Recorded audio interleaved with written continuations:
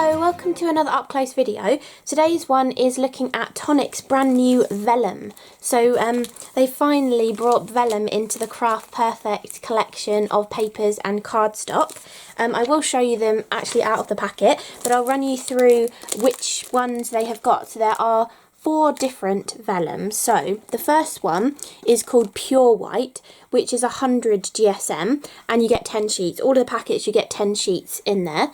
So it also says, that I didn't read on there, it says printer friendly, so you can actually run this through your printer and print onto it, which is really lovely as well. I would presume if it just says printer, it would mean inkjet and laser. It doesn't say anything else on there, so I would presume it means inkjet and laser printers. So that's the first one, Pure White, which is 100 GSM. But if you'd rather a thicker vellum, or if you like doing pergamano and stuff like that, they've also got the Vintage White, which I didn't actually notice that much of a difference in the colour, but obviously they've got to kind of differentiate between them, because this one has a higher GSM. So this one is 150 GSM, but you also get 10 sheets in the packet. So this one is much more of like a parchment weight kind of a vellum. So I mean, the Pure White one I would say is more like the standard sort of vellum that I tend to use on my cards for doing like a little strip behind my sentiments, or for die cutting the bubble out from behind a sentiment, or you know, stuff like that. But this one, the 150 GSM, which is the Vintage White, is probably more for shaping your vellum, or for doing different kinds of embossy techniques into it, like getting the white work into it, and maybe even doing some piercing and pergamano kind of techniques. But it's really lovely that they've got both different weights in the range, and I really have been enjoying this Vintage White vellum having that extra thickness to it, because I've not really played with a vellum that has that extra thickness to it before, so it's been really lovely. Then the other 2 that are in the sort of little range are Pearled Silver, which is also the slightly thinner weight of 100 GSM, and you get 10 sheets as well. And then there's also Pearled Gold as well, which again 100 GSM, 10 sheets in there too. So I have got a bit of each of these out to kind of show you up close, see if I can get that pearlescent finish to show on the camera. I don't know if my camera's behaving focus wise, but I hope it is. It's struggling a little bit, but these are the 2 whites. So this one is the lighter weight of 100. You can kind of hear how that sounds, and this one is the heavier weight of 150. I'm hoping that sounded a little bit different. I think it does sound like it's a slightly heavier weight, but it's also less see-through because it is that heavier weight as well. So you can, I don't know if you can really tell between, yeah, I think you can kind of tell on camera that you can see my left hand through there more than you can see my right hand through, because this is the thicker one under my on top of my right hand. So those are the 2 whites, and you can see there isn't actually much difference in them. They are both a nice kind of pure white colour, but they've just called this one Vintage White because it's a thicker kind of a vellum. And then we also have the 2 pearled ones. So we have Pearled Silver and Pearled Gold. So I'm hoping, yeah, you can see that kind of pearlescent finish on there. It's very similar looking to their pearlescent card, you know, the double-sided pearlescent card. And I think this is double-sided as well. Yeah, it is. You can see that pearlescent finish on both sides. So it's a gorgeous double-sided pearlescent vellum. Yeah, my camera's really not liking focusing. But hopefully the gold will focus.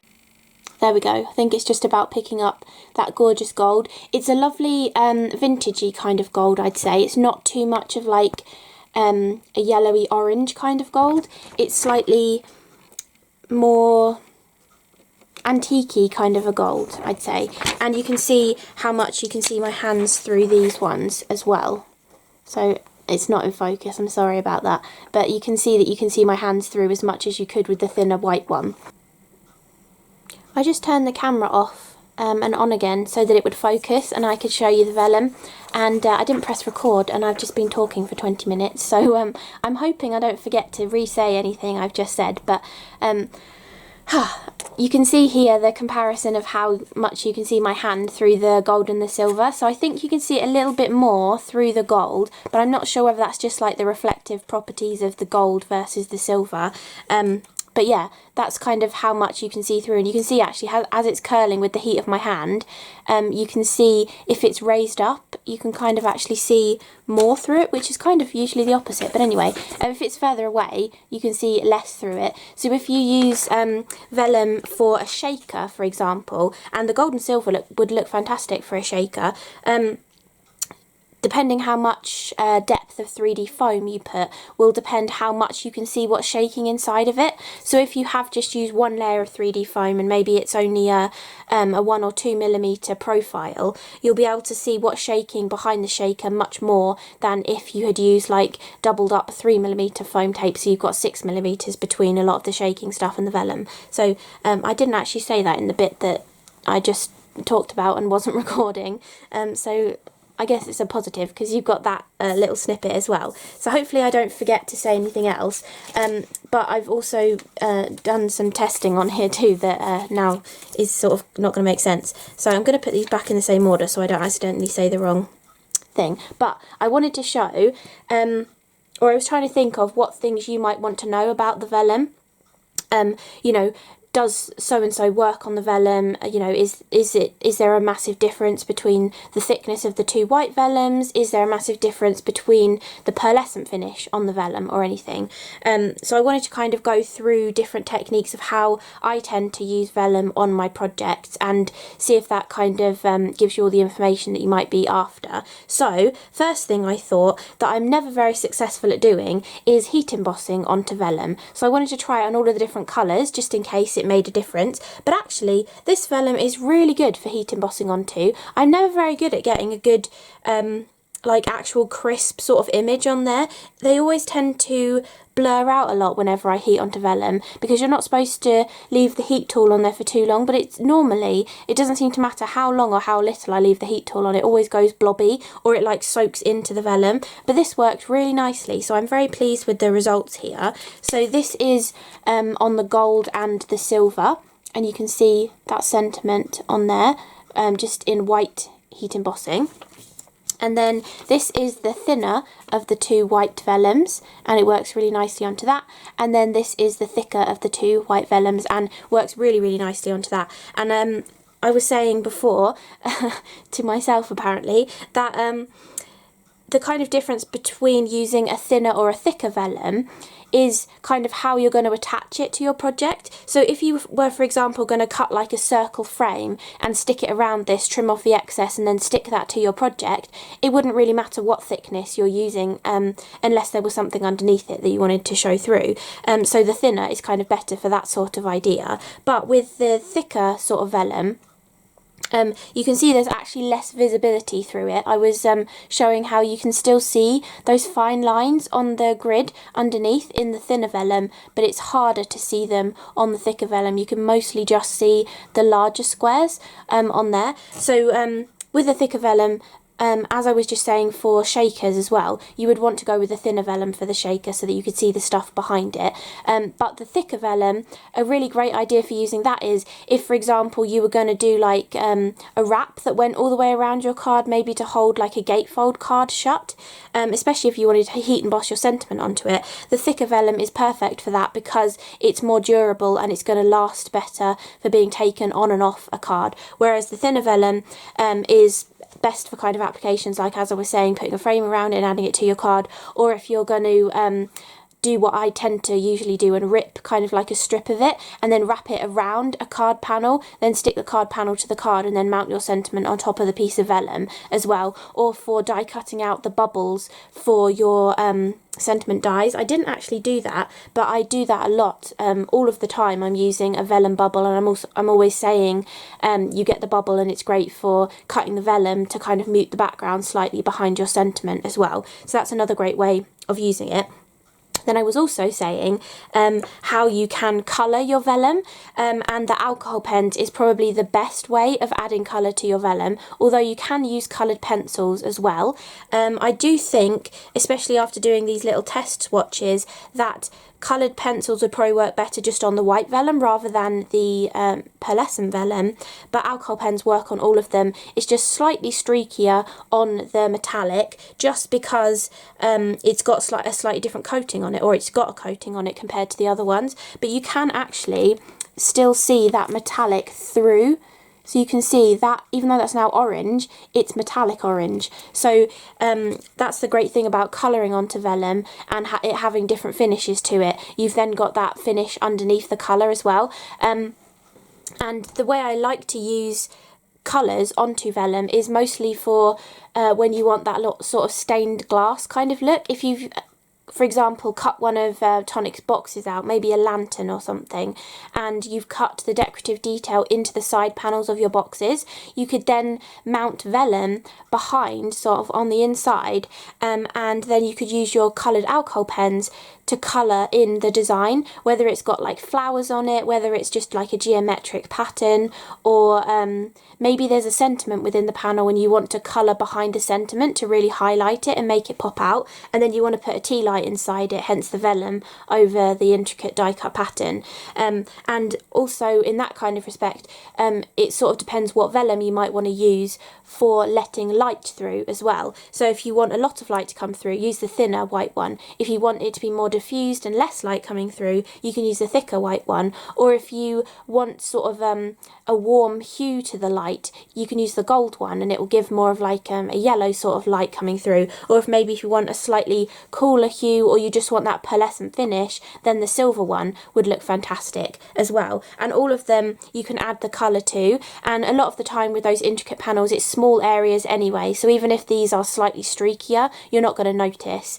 And when I do colour onto vellum, I tend to stick the decorative panel onto the front of the vellum, and then I will colour on the back of the vellum, so you will get a slightly more muted sort of effect from the front to the back with your colouring, but I think that's the nice charm of vellum. It gives that sort of muted kind of tone to things as well, so you can go with more vibrant colours when you're colouring on the back of the vellum, and it also means that you're not going to have to put another die cut over the top to cover anywhere where you might have got pen on your outline, unless you've used black, then you can colour from the front because it won't show up, but colouring from the back as well also gives you a little bit of leeway, because you don't have the die cut there to kind of hold your pen nib in so you don't go into the section next to it. You actually have the leeway of having the intricate design on the front. There's actually like those few millimeters that you can colour over.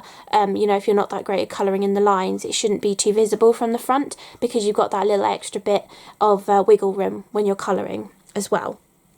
So the next thing that I was showing was using your vellum in an embossing folder.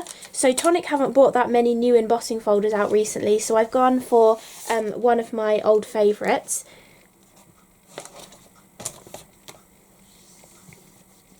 Which I think is called Retro Fern, but I absolutely love this one. And when you're using it with an embossing folder, when you're using vellum with an embossing folder, you want to make sure that you haven't got too much of a pressure on your vellum. So this piece here is some of the gorgeous gold vellum, and you can see how beautifully that embosses and how that metallic sheen looks fantastic when you've embossed it, and how the pressure was just right to get a little bit of that white kind of detail of when you stretch the vellum like you get in Pergamano. And this pressure sandwich, just so you know, so you can try it out, it might be different with your machine because this is literally like a millimetres sort of difference in pressure to get these kind of results.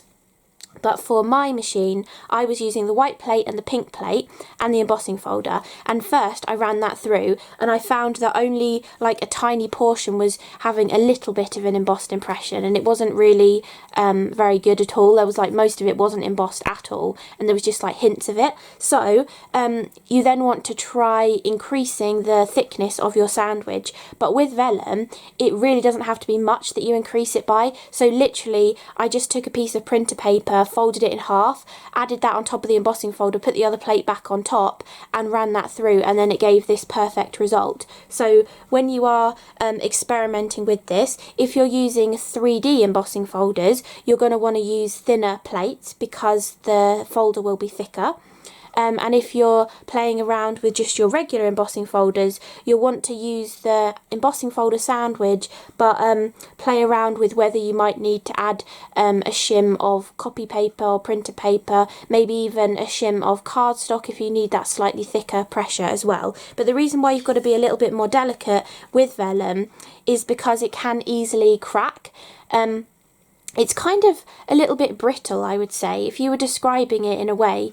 I mean, with paper and cardstock, it kind of forms around an embossing folder, but I feel like vellum is a little bit more of a brittle kind of papery sort of product, because I suppose because it gives that white kind of effect. But if you use too much pressure, all of these kind of sharp details will kind of almost cut, I suppose. It'll kind of look like you've used a dye on it, which could be a cool effect actually. If that does happen by accident, you probably could salvage some of the pieces from it. But yeah, if you want this kind of result, try with less pressure first and then build up the pressure, and try on a small bit of vellum as well, so that with your experiments you're not you know, wasting a whole sheet of vellum at a time, or using like a whole 8x8 piece or something. And also you could actually keep a little note, like stick a little sticky note onto this, put it in your packet with your vellum, so you know exactly what sandwich worked really nicely for embossing your vellum as well. So you can definitely do that kind of thing. But if you don't have a die cutting machine, but you have embossing folders that you want to use, or maybe you're on holiday or something, you haven't taken your die cutting machine with you and you want to get an embossed impression, or maybe you just want a small portion of an embossed impression and not the entire background, you just want one row, you can actually do that with a ball tool and your embossing folder. So I was showing you, I have gone through and showed you all of these different techniques on this little bit of vellum, but obviously I wasn't recording, so I'll show you again on another piece. I was showing on the thicker vellum before, and I will compare with that as well, but I'll show you on another piece of the thinner white vellum. This is the thinner white vellum here, and I've got, oh no, this is the pearlescent vellum. Okay, I will just go through and show it on the thicker vellum again then, just so you've got a little comparison of the thinner and the thicker with similar kind of techniques. So, firstly, you want to open your embossing folder, and then you want to feel inside for the debossed portion. So you want, the pattern that you want is the one that's going to be debossed into the folder, and then you can just take your vellum, line it up wherever you want, take a ball tool, and Tonic actually have a fantastic set for flower shaping that have all of these different sized ball tools in there, which I will show you again on some vellum flowers as well, how to kind of shape them. And this does come with a foam mat that you might want to use when you're shaping your flowers as well.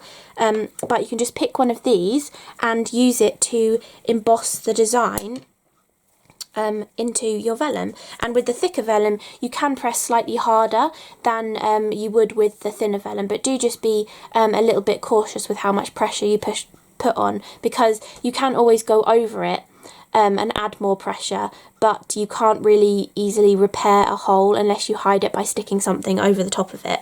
So you can just go in with your ball tool, pick out the pattern and just run over it to emboss it into the vellum. And we're working on the back of the vellum here, unless you wanted this to be the front.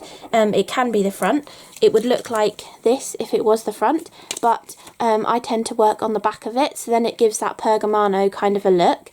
But if you wanted that to be crisper than this, you might have another ball tool in your collection that's even finer. This one is really tiny, and if you go with a smaller ball tool you will get more detail into your embossed impression, and you can actually even just go around the outlines if you want to as well. So depending what kind of embossing folder you're using, maybe it's like a geometric pattern like this kind of one, or maybe it's more of an organic pattern, or it's more of like a flower or something, you can actually add that extra detail in there and get more crisper designs with a really fine ball tool as well. And you do kind of want to do this sort of thing with a 2D embossing folder, or I mean I guess all embossing folders create 3-dimensional things, but not like one of the extra thick 3D folders, because they have multiple levels in them. I don't think you'd get the detail you want doing this method. You could definitely emboss them through your machine, but I think doing this kind of method you want just something really simple, just with that one layer of depth in it, so that you can run your ball tool around it.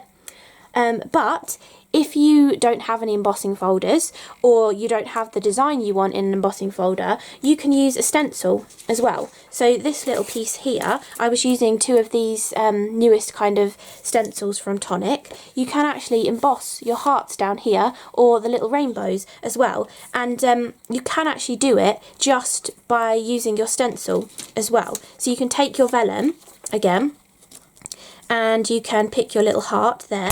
You can take your ball tool and you can just run it around here, and you can scribble over the middle if you want, or you can just run it around the edge to get the sort of edge design as well, and you will get an embossed impression which will go white. However, when I scribble over the middle doesn't go white because there's not enough depth from your stencil to your glass mat. But you can get around that by bringing in a rubber mat. Or if you don't have a rubber mat, because maybe for example you're doing this because you don't have a die cutting machine, the back of a mouse mat would work really nicely as well. Or even the back of a coaster, you know they often have cork on the back of a coaster, you could definitely use that as well. But just having this little bit of squidginess from the rubber mat from the Tangerine, or any rubber mat that you might have from a different machine, you can then get that extra depth to create your little design here as well. So if I run this one, I'm going to go round the outside and through the middle, and then this one I'm just going to go round the outside. Oops dear, I pressed too hard there, I've got a little tear. But you can see how you get a whiter impression because you've got more depth to press into, and you can also get the middle of the heart to go white as well. Obviously you can go a bit slower and do it a little bit neater as well. But if you don't like this kind of a look of it being a little bit kind of fuzzy and not so defined, you can go back to the small ball tool and do the same thing with that as well and get more of a defined kind of look here. So we can actually go round the edge and get a really lovely outline, but you can also go freehand and draw your own designs in here as well, and maybe do some stripes or some little spots in here too, and you can actually get another design within a design you've taken from a stencil as well. And you can also do this not just with like open shapes like this, you can also do it with like an overall sort of repeating pattern, and you can bring in like that little rainbow design here, and I'll show you the two kind of different options. Oh, I've actually torn that because I pressed too hard. Maybe I'll use this end.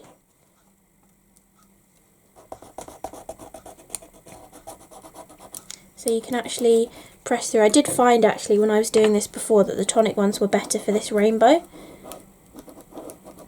So I'll go with that one like that. But you can use your finer ones as well. You see it does give a crisper, and it goes up to the edge of the detail as well with a finer tool, but you do have to be a little bit more careful not to break through the vellum. But you can get really cool results doing that as well, or you can just go completely freehand and not use a stencil at all.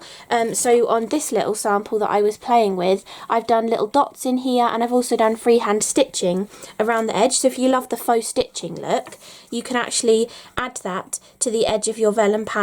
Or I like to do this when I have torn a piece of vellum to go across a card and like house a sentiment on top of it or something.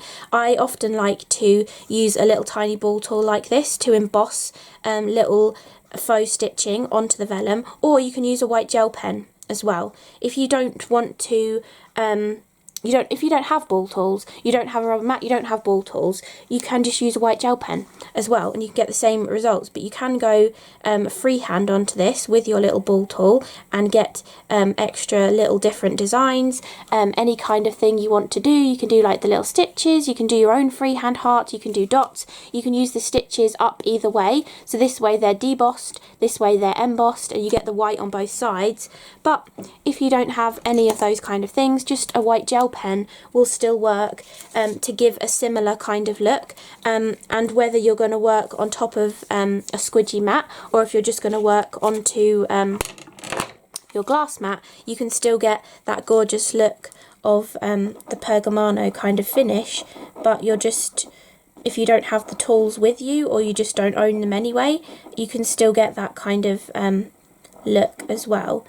Obviously, if you have a thicker white pen, more like a paint pen, you can do the filled in kind of versions. But if you just want the outlines, you can do that kind of thing just with a gel pen. And you can also do like the faux stitching as well.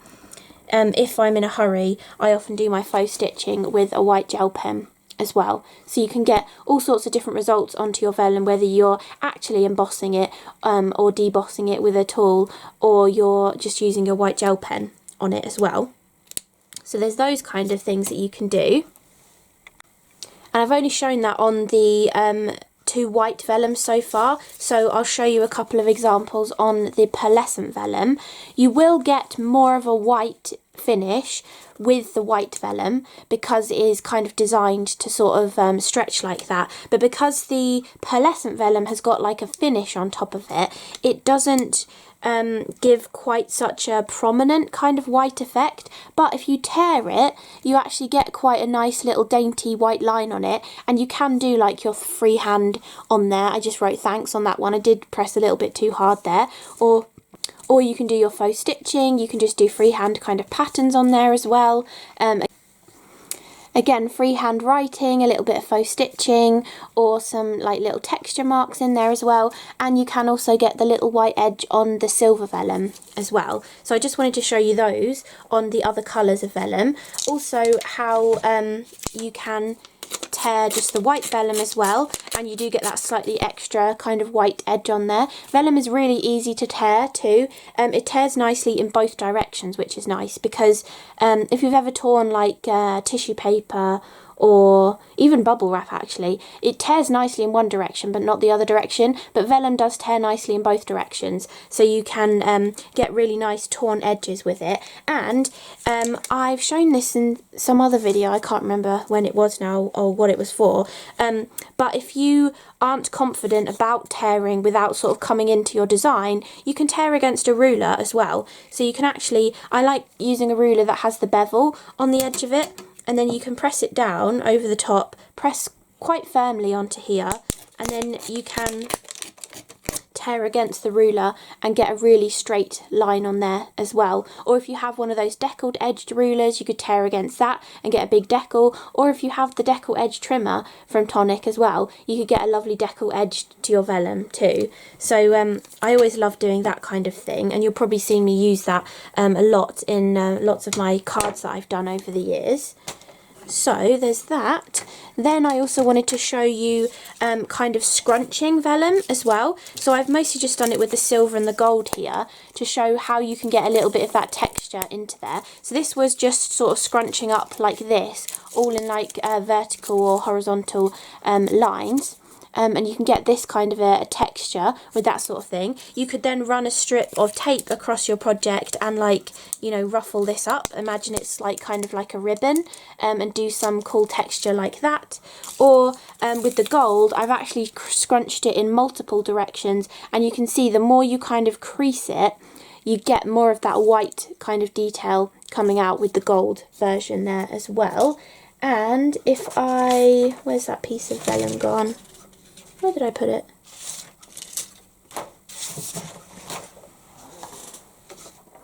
Ah, here. If I take a piece of the thicker vellum, again, if I just cut another piece off of here, you can actually do that with this as well. So you'll get even whiter lines if you scrunch up this, just the white vellum or the thicker vellum in particular. You'll get some really lovely scrunched up kind of texture on here too, and then you can flatten it back out again, and if you struggle with sticking it down without your adhesive showing, you can cut a skinny frame using some nesting dies, or maybe the designer's choice, the bunnies and blooms, the kind of like little skinny frames that you can create with that. You could stick them around it and have this crunched kind of texture in the centre. And if you wanted to completely flatten this out again, then you could just run that through your die cutting machine just with your die cutting sandwich, and it'll flatten it nicely for you as well. But you can get really cool scrunched kind of textures too, and the more you open and close it, the more little wrinkles you're going to get in it. To give different kind of effects for different styles of cards, or you know, whatever kind of project that you're working on as well. You might get little holes in it if you're scrunching it up like this. As I said, vellum is kind of brittle, and this is the kind of thing that happens to it if you have too much pressure when you run it through an embossing folder. But I love the look of crunkled up vellum, so I thought I'd show you that as well. And then the final thing I wanted to show you was shaping your flowers. So this is all of the thinnest white vellum, but I wanted to show the difference in the pressure that you apply and also the size of ball tool that you use. So I've just got a little black mat here to work on, but I wanted to show like this and this are a really fine ball tool, and I'm adding in my own pattern. You could follow a stamp design, or you know, an image you found on the internet to get this kind of design on there if you want to, or it's quite fun just to make it up as you go along and follow the shapes of the petals. This is using the largest ball tool basically just to shape it and try not to get too much of that white detail in there, but you just want to shape your flower to have a little bit of dimension.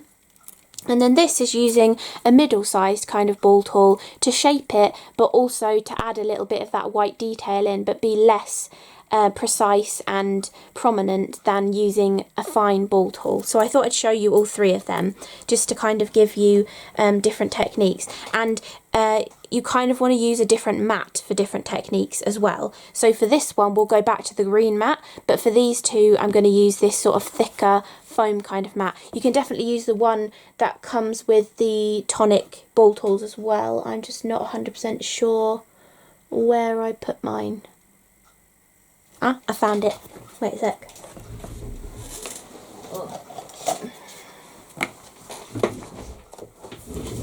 I knew I'd seen it the other day. So this is the one that actually comes with the Tonic tools. This is actually squishier than my other one, so this is probably going to be better actually. So you've just got your lovely like squishy foam, and then for this one, which is basically just shaping, I'm using the largest of the Tonic tools, so the really, really large one. And then I'm going from the back of the vellum to shape the petals, and then I'll go from the front of the vellum to shape the centre, because then the petals will come upwards. You'll see what I mean in a minute. But literally just using like little circular motions to kind of shape the vellum petals. That's actually more crunching it than shaping it. Maybe this mat is better because it's slightly firmer.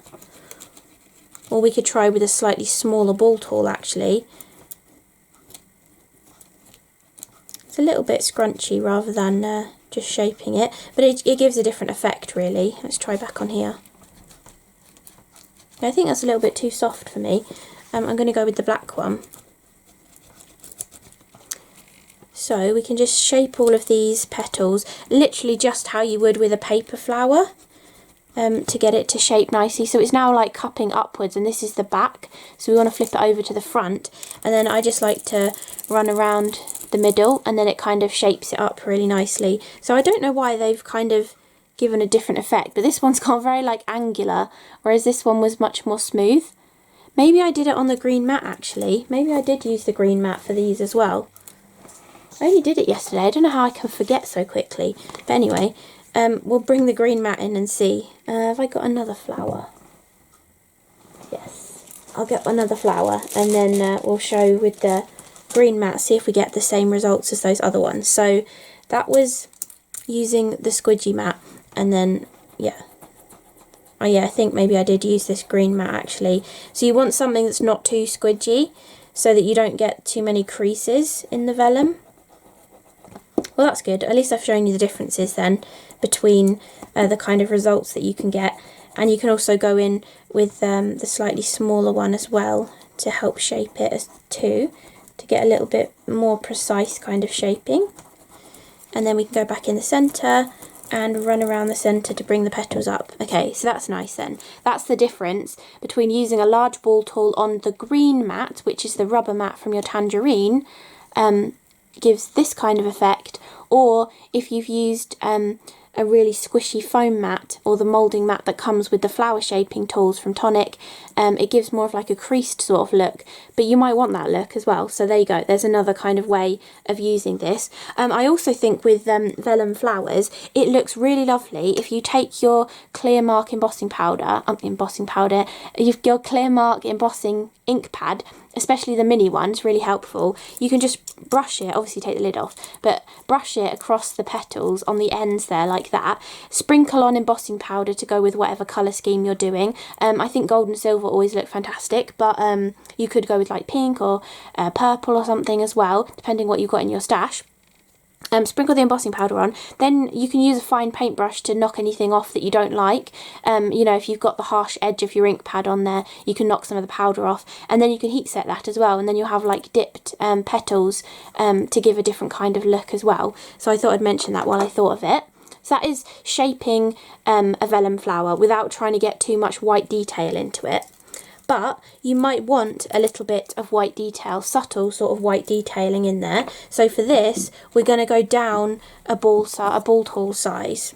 So I can't remember which size that I used. I think it was the smaller one than that. So this is not quite the smallest, it's the second to smallest one that Tonic do in theirs. But I was literally just going up and down in the kind of, not randomly, in a sort of fashion, you know when you have a flower and like the veining sort of comes out from the centre of the petal, like I've shown on here, it's sort of like straight lines coming out. I've just sort of gone in that sort of motion to sort of get this rough patterning on there, and not really being neat or perfect on each petal, because flowers are never like symmetrical all the way around. So, and then last petal, and then in the centre I just literally drew a spiral to get the centre of it. So that is kind of shaping your vellum flower, but giving it some subtle white detail as well. So that was using this ball tool, which I think is the 5mm. No, definitely not. Oh, I actually think this is like 1.5mm. That one must be 1mm. Yeah. Okay, it's only 1.5mm ball tool, which is the second smallest size. So 1.5mm gives that kind of a look. And then to give this gorgeous defined sort of look, I really love these ones, I have used the really tiny ball tool that I have, which is like this. I don't know what this must be. I think it must be 0.5mm. Oh, actually that one's a millimetre. I was looking at inches.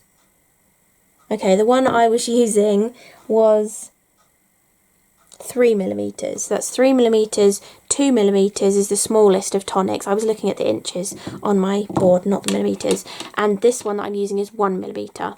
So, yes. So let's take another vellum one. Again, this is the thinner white vellum. And then from the back, all I was doing was, if you can come in a bit closer, I was literally just tracing around that petal kind of shape, then doing one straight line up the middle, tracing around the other side, and then just adding one line in there, going with a kind of curved sort of design, and try not to press too hard because you'll go through the vellum. So just tracing the outside kind of, and then going straight up the middle, and then adding 2 extra curves in there. It doesn't take too long. If you get into a rhythm of doing it, it'll be relatively quick for adding pattern to your flowers. And if you don't want it to take as long, just use a flower die with less petals on, because this one's got 8 petals, so it's probably more work than another one. And this is from the Fabulous Foliage die set, this gorgeous flower. I think it was in the foliage die set. If not, it's in the envelope die set. It's in one of those two.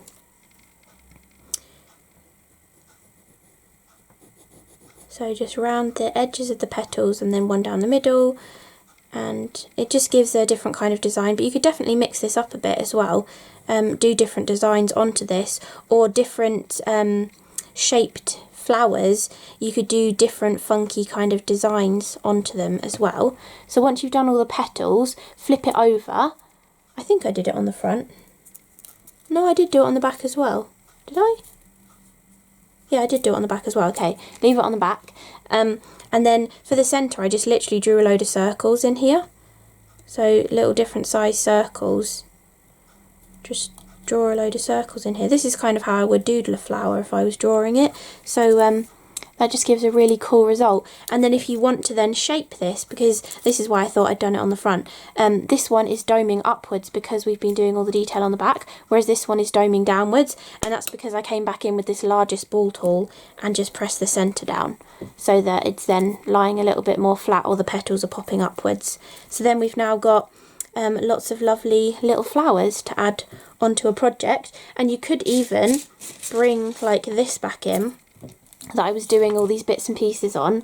You could make like a really vellum heavy kind of project, maybe even bringing in like the gold here and having the hearts down the side, and then bringing in some of these gorgeous flowers as well. You could do a really vellum-y kind of card, maybe add one more flower as well. But yeah, I just wanted to show you all these different kind of techniques that you can do with vellum, because there's so much that you can do with it that you don't really think about.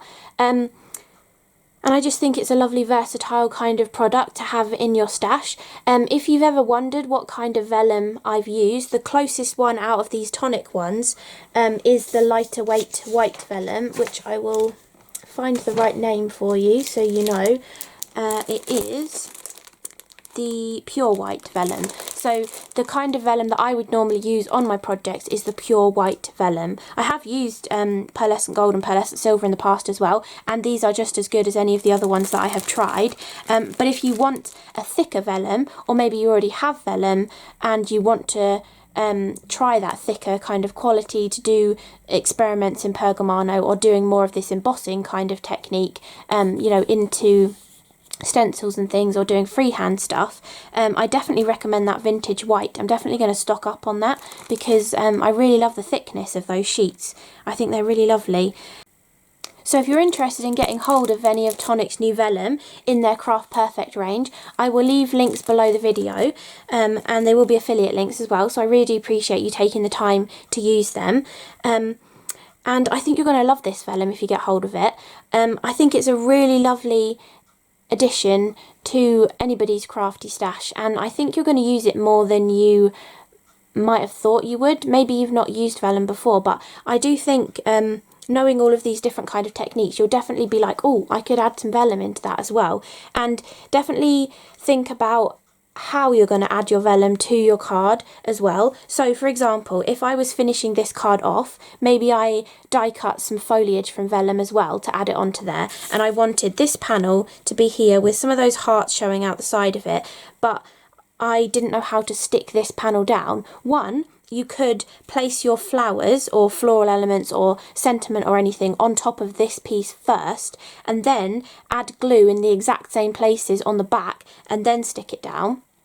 Or you can actually take some dies that you might have, cut a skinny frame to frame your actual piece, and then use the frame to add your adhesive behind to stick it down as well. And then in that case you could even use foam tape if you've got a frame to kind of hide it behind as well. So there's lots of ways of hiding adhesive on vellum, and actually if you've been doing this kind of technique, you could definitely hide a little bit of Nouveau Deluxe adhesive behind these white hearts on here as well.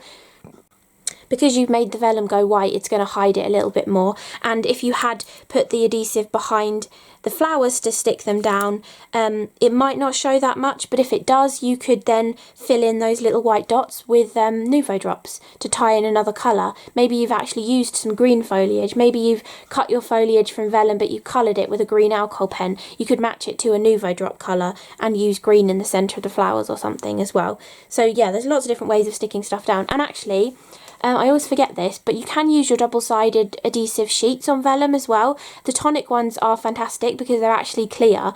So if you've ever tried doing a project and you wanted to maybe you've coloured an image but you feel like it's too bright, you went too bright with your colours and you wanted to tone it down a bit, you could add the Craft Perfect double-sided adhesive sheets over the top of your stamped image, peel off the backing and then stick on top the thinner weight vellum, the pure white vellum over the top, and it will mute down your colouring that's underneath and give you a much softer kind of effect. I've got a random background here from something else I was doing that's really bright kind of colours, and I mean this is the thicker vellum, and the thicker vellum mutes it down that much, so if you imagine the thinner vellum with the adhesive, it would probably mute it down about the same kind of amount. But I mean, just that looks really lovely, having really bright colours under the vellum, but then having that sort of detail showing through as well. So, you know, lots and lots of different ways of using vellum. So I really hope this video kind of sparked some ideas for you. I think I managed to remember everything that I already said when I wasn't recording. But yeah, I hope you enjoyed it. And the links for everything shown, like the vellum, the squidgy mat, because you can buy this separately actually as well. If you don't have a tangerine, you can buy the mat separately, and any of the tools and stuff that I've used. I'll link it all below the video as well. So thank you so much for watching, and I will see you again in the next video. Bye!